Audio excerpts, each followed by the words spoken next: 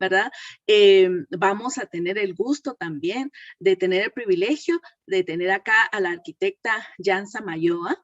Queremos informarle a nuestros alumnos y estudiantes, ¿verdad? Que va a aparecer un enlace para llenar un formulario de asistencia, así que esperemos a que aparezca en los comentarios. Ahora pues es el turno de la arquitecta Yansa Mayoa. Infinitas gracias por estar acá con nosotros. Vamos a pedirle favor a la licenciada Luisa Rosales, quien tiene a bien presentar a nuestra querida arquitecta. Buenas tardes. La arquitecta Yansa Mayoa es graduada con mérito cum laude de la Facultad de Arquitectura de la Universidad Francisco Marroquín. Se describe a sí misma como una arquitecta con pasión por la ciudad y la manera que ésta influye en la calidad de vida de sus habitantes.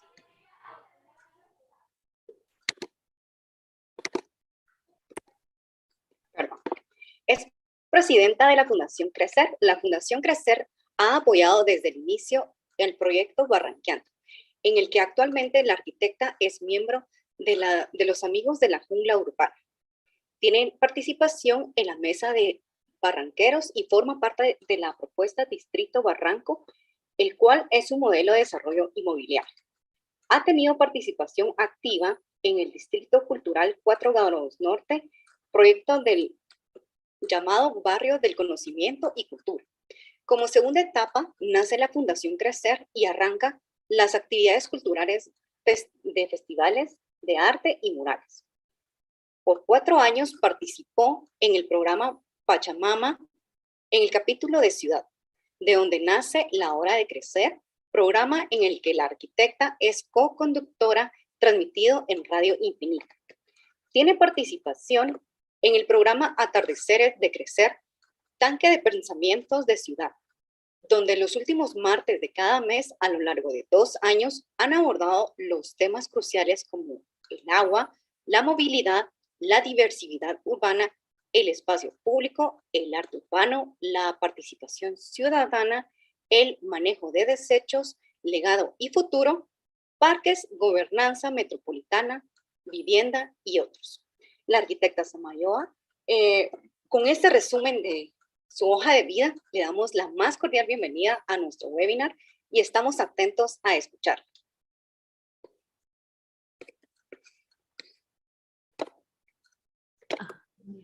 Hola, ¿qué tal? Buenas tardes a todos. Pues gracias por la invitación. Me encanta estar hablando de desechos y de salud. Realmente creo que así lo tenemos que entender y en esa dimensión es en la que está, ¿verdad? Pues siendo una arquitecta y en temas de sostenibilidad, y trabajando en temas de barrancos, como les dijeron, me di cuenta del gigantesco problema que es el mal manejo de la basura en Guatemala. Y entonces, pues ya a finales del 2020, pues soy líder del Movimiento Ciudadano Haciendo Eco. Y lo que buscamos en Haciendo Eco es mejorar el manejo de desechos que tiene Guatemala a partir, cabalmente, como nos decía el doctor anteriormente, de la clasificación. Pero la verdad, clasificar en el hospital se nos hace difícil si no tenemos el hábito desde casa, porque ahí es donde formamos nuestros hábitos y nuestro carácter y nuestra conciencia. Entonces es como que si yo no me lavo los dientes en la casa, está re difícil que yo me los lave cuando esté de turno, ¿verdad? Entonces es importantísimo entender que tirar la basura clasificada es un hábito. A veces yo he escuchado que la gente me dice, no, es que en Guatemala tirar la basura en la calle es cultural. No, cultura es algo que agrega valor, es música, es danza, es idiomas, es textiles, ¿verdad? Todo eso es cultura. Ahora, tirar la basura en la calle es un mal hábito. Y la buena noticia de eso es que lo podemos cambiar, ¿verdad? Entonces los malos hábitos los podemos sustituir por buenos hábitos. Entonces nosotros lo que queremos hacer es educar a la población, a todas las personas, a tener el hábito de tirar clasificado, no solo en el hospital, en su casa, en la universidad, en cualquier otro trabajo, porque si yo ya adquirí ese hábito, para mí tirar la basura de forma clasificada es normal y no es algo diferente a lo que yo estoy acostumbrada a hacer, ¿verdad?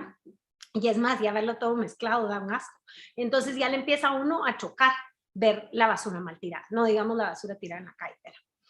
Y entonces aquí viene la gran pregunta. ¿Por qué necesitamos mejorar el manejo de nuestros desechos? Porque Guatemala está viendo un problema de contaminación muy grave, del cual todavía no se ha abordado con la seriedad que tiene. El 95, y hay algunos estudios del IARMA que dicen que hasta el 98% de los ríos del país están contaminados. Es decir, tenemos todo el agua contaminada. Porque los ríos van a lagos, los lagos van a mares, y entonces, bueno, ¿cuál es el agua útil que tenemos? El manto freático, pero lo estamos agotando, y entonces el pozo más profundo que hay en Centroamérica queda en Misco, y ya está sacando arsénico. Ya vemos algunos metales pesados en el agua que sale en nuestros chorros, y eso pues todos los médicos saben que después causa problemas de salud, ¿verdad? Entonces la desnutrición crónica, por ejemplo, que es uno de los problemas de salud y de desarrollo humano más grandes que tiene Guatemala, pues el 45% de los niños del país padecen de desnutrición crónica, y esto tiene una relación muy directa al consumo de agua contaminada. Entonces, si un niño pues tiene el primer nutriente que es de un ser humano es el agua, y si yo estoy tomando agua que tiene E. coli o que tiene metales pesados o lo que sea, pues ya estoy afectando directamente la salud de ese niño, de esa mamá y por ende de toda la familia. Entonces es muy importante que abordemos la contaminación como el problema de salud que es, y que no nos acostumbremos a vivir en un país sucio, ¿verdad? Porque a la larga se vuelve un problema de salud. Y entonces todos los guatemaltecos tenemos un llamado a la acción muy grande. Todos los que estamos vivos hoy tenemos que salvar a Matitlán. Este lago es un patrimonio hermosísimo y lo tenemos que seguir heredando para generaciones. Es el reservorio de agua dulce más grande de la metrópolis, en un momento donde la metrópolis está viviendo un estrés hídrico, y lo estamos tristemente tratando como un basurero y como un desagüe. Entonces, para el 2032, ustedes son jóvenes, tendrán 20, 20 y tantos años, entonces piensen que para cuando tengan 30, 30 y tantos años, este lago tiene que estar transparente. Eso depende, pues, de varias cosas, pero de las principales es de que lo dejemos de ensuciar. Y para dejarlo de ensuciar, pues, no lo vamos a ir a hacer en el lago, lo tenemos que empezar a hacer cuenca arriba, y ahí muchas veces está nuestra casa. Lo mismo pasa con el Motagua. También tenemos este llamado a la acción. Tenemos que salvar el río Motagua para el 2032. Es el río más grande del país, es el caudal más importante de nuestro país, atraviesa el corredor seco donde hay más desnutrición crónica del país. ¿Y cómo va a ser un corredor seco si tenemos un río hermoso? Pero miren en qué estado tenemos este río, ¿verdad? Entonces, si nuestras casas están al norte del parteaguas, ¿verdad? El parteaguas es la Roosevelt y Boulevard Liberación, es como que si fuéramos un toblerón en esta forma, Ciudad de Guatemala. Si vivimos al norte, por ejemplo, si tenemos algo en zona 15, se estima que en los barrancos de zona 15 se conectan a las vacas al Motagua y el Motagua al Caribe. Entonces, si yo tiro algo en zona 15, en algún barranco o en alguna calle que se va al Tragante y el Tragante lo lleva al barranco, en 9 días llegó al Caribe. Y si vivimos al sur de la Roosevelt Boulevard Liberación, también eso implica Misco, Santa Catarina, Villanueva, Villa Canales, o sea, todos los municipios hacia el sur, yo tiro algo, ya sea en la calle o sale mal de mi casa, está llegando al Villalobos, el Villalobos a Matitlán, Michatoya, el Pacífico. Entonces, mi basura, si yo no estoy consciente de qué tipo de basura estoy produciendo, cómo la estoy tirando, a dónde se está yendo mi basura, estoy contaminando las grandes fuentes de agua del país. Y como les dije, problemas de salud. Tenemos otro llamado a la acción. Tenemos que salvar a Atitlán para el 2032. Es uno de los lados más hermosos que tiene el mundo. Guatemala es uno de los 19 países más mega biodiversos del planeta, y dentro de esa biodiversidad, nuestros tesoros del turismo, donde Guatemala tiene todo para ser una potencia del turismo como lo es Costa Rica o como lo es México, y nosotros, nuestros lugares turísticos y lugares patrimoniales, pues tristemente los tenemos en este estado, ¿verdad? Entonces la basura realmente se vuelve una amenaza al futuro de toda Guatemala. Y bueno, el otro llamado a la acción limpiar Shela.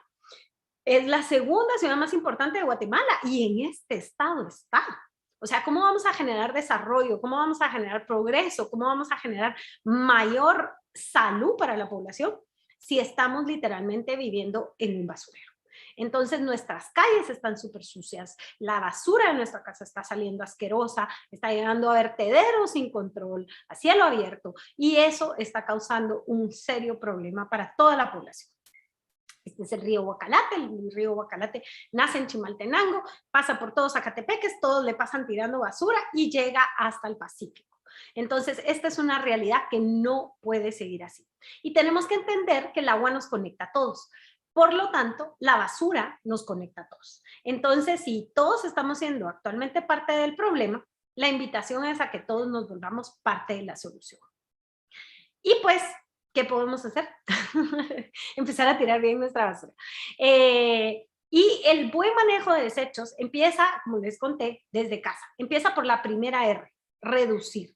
Entender qué tipo de basura estoy tirando, cuánta basura estoy tirando, cómo la estoy tirando y qué está pasando con la basura cuando sale en mi casa. No desaparece. Les tengo una noticia. Si yo tiré algo en la calle, no desapareció. Y si se la llevó el recolector y el camión amarillo, tampoco desapareció. Llegó a algún lugar. Y esa es la invitación de Haciendo Eco. Entender qué está pasando con mi basura y qué puedo hacer yo para ser parte de la solución. Entonces, pues, una clasificación muy sencilla puede ser una clasificación primaria.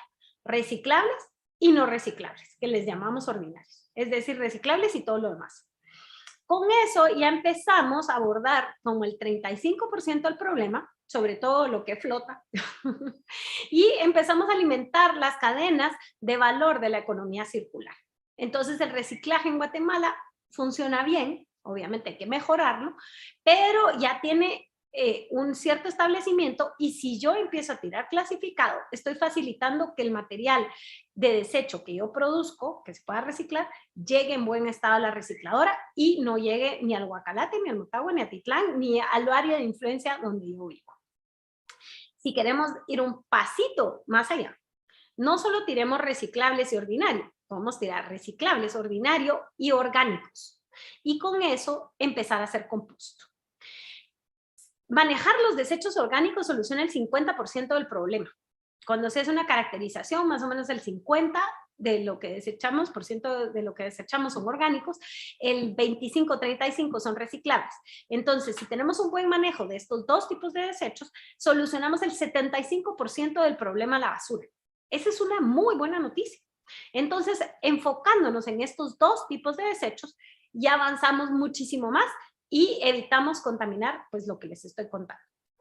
Y ya nos queda la bolsa negra. La bolsa negra se le llama disposición final, sería como la parte un poco más técnica, y esa es la que ya no se sabe mucho qué hacer. Por ejemplo, pañales, verá, usados, que son asco, toallas sanitarias, basura de baño, ese tipo de cosas ya no tienen como un gran uso. Lo mejor sería pirólisis o algún manejo ya más sofisticado, pero de aquí a que las municipalidades, porque eso tiene que ser un servicio propiamente municipal, por ejemplo, los reciclables, pues se puede manejar desde el lado privado, ¿verdad? Que es la economía circular, las recicladoras. El compost se puede hacer en casa, ¿verdad? La misma naturaleza tiene todos estos procesos y se pueden acelerar y mejorar, ¿verdad? Pero la disposición final sí ya tiene que ser un proceso mucho más controlado y le compete, según el artículo 68 del Código Municipal, a las municipalidades. Realmente a las municipalidades les compete la gestión integral de los desechos. Entonces, si yo quiero ser parte de la solución, pueden empezar con 2 o con 3 clasificaciones, dependiendo si están en el nivel 1 o en el nivel 2 de manejo de desechos en casa. Pues entendamos qué es la basura. Lo primero, ¿no? Pues son los restos de la actividad humana. O sea, realmente en este planeta somos la única especie que genera basura. Son los empaques de lo que consumimos. Hay que entender que lo que tiramos viene de una relación muy directa de lo que consumimos. Entonces, es muy importante las decisiones de qué voy a consumir, porque eso es lo que yo voy a tirar, ¿verdad? Entonces, puedo generar mejor o peor calidad de basura, más o menos basura. Realmente todos generamos basura. es parte de la naturaleza del ser humano, pero cuánta y de qué calidad y cómo, eso sí ya depende de mí, ¿verdad? Y entonces ese es el llamado a la acción. Si tiramos todo mezclado, es basura, es un asco y cuesta muchísimo manejarlo y es muy probable que pare en un río o en un lago. Si yo lo separo, entonces ya voy a tener reciclables y compostables. Entonces es muy importante entender que no toda la basura es igual y no toda tiene que agarrar el mismo camino, pero eso depende de cómo tiro. Y entonces la idea es generar circuitos diferenciados. Entonces, esta es una gráfica de la Municipalidad de Buenos Aires. La idea es que poco a poco empiecen a aparecer así de nuestras propias municipalidades.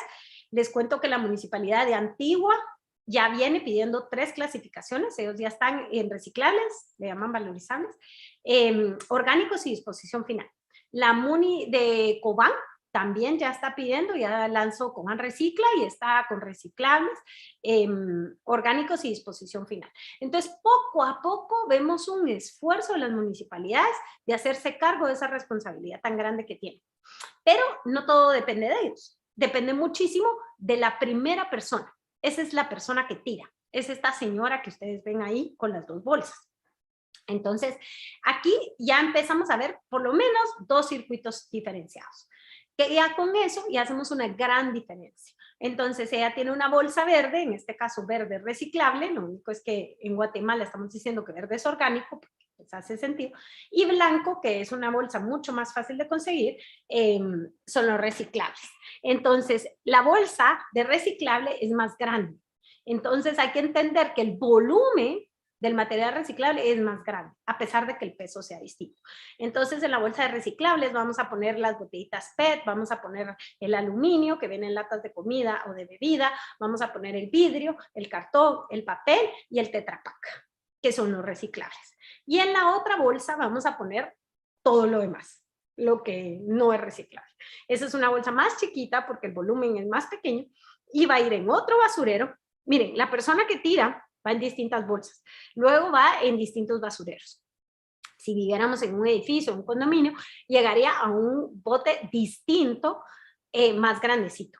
Luego ya agarra una ruta diferente, que ya se lo lleva al acopiador, el acopiador a la industria a productos y regresa al consumidor.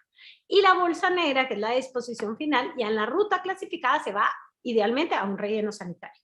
Realmente en Guatemala, tristemente, no hay rellenos sanitarios. La Municipalidad de Antigua ahorita está haciendo el primer cierre técnico de un vertedero a cielo abierto. Todos los demás son vertederos a cielo abierto o basureros clandestinos, que es lo mismo.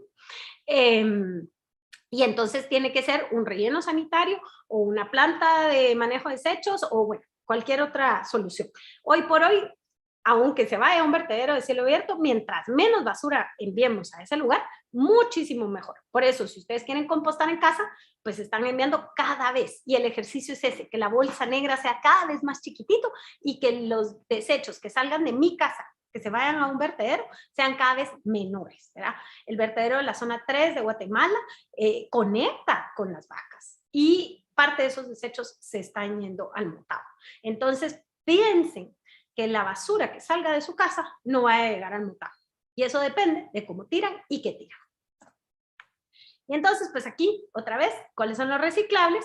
Las botellitas PET, el vidrio, el cartón, el aluminio, el metal, el Tetra Pak y los botes plásticos gruesos. El plástico delgado no se recicla. Plástico delgado, por ejemplo, las coberturas de la Magdalena, el cartón de huevos, plástico,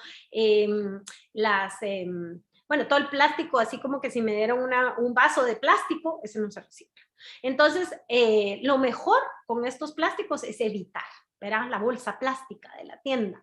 Muy pocas recicladoras lo reciclan y la verdad, el Motagua está plagado de bolsas plásticas. Entonces, lo mejor con esos plásticos de un solo uso, ¿verdad? Los cubiertos, todo esto, es rechazar. ¿Verdad? Y entonces rechazar, pues lo que nos implica realmente es una sustitución. Entonces, por ejemplo, en lugar de un plato de plástico, voy a usar un plato de papel. En lugar de un tenedor desechable, pues voy a lavar tenedores. sí, no pasa nada. Y regresamos un poquito a esas prácticas de antes. Si me quieren dar un chuchito en un plato de Duroport, y tal vez sí voy a parar para hablar un poquito del Duroport, mejor démelo en la tusa y con una servilleta y luego, o sea, me lo como así y luego me voy a lavar las manos, no pasa nada.